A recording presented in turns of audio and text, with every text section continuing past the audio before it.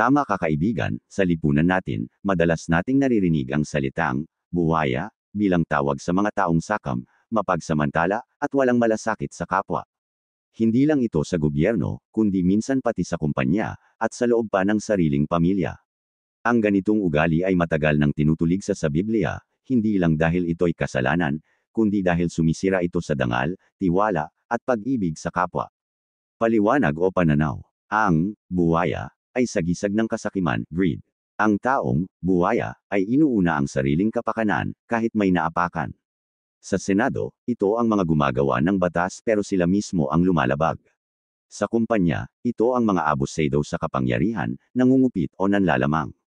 Sa pamilya naman, ito ang mga hindi marunong magbahagi, inuuna ang pera kaysa pagmamahalan. Ang ganitong asal ay kabaligtaran ng turo ni Kristo, ang kababang loob, katapatan, at pag-ibig sa kapwa. Mga Bible verse na kaugnay. 1.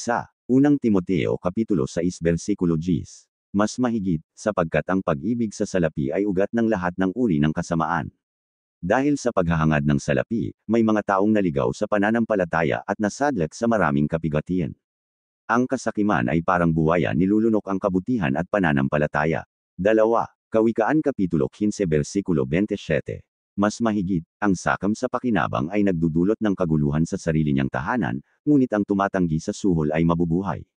Kaya may buwaya maging sa pamilya, kapag pera o yaman ang inuna, nagkakawatak-watek ang puso ng bawat isa. 3. Lukas Kapitulo 12 Versikulo 15. Mas mahigit, mag-ingat kayo sa lahat ng uri ng kasakiman, sapagkat ang buhay ng tao ay hindi nasusukat sa dami ng kanyang kayamanan.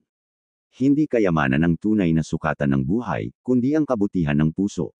4. Mateo Kapitulo 16 Versikulo 26. Mas mahigit, sapagkat ano ang mapapakinabang ng tao kung makamtan man niya ang buong sanlibutan ngunit mapahamak naman ang kanyang kaluluwa.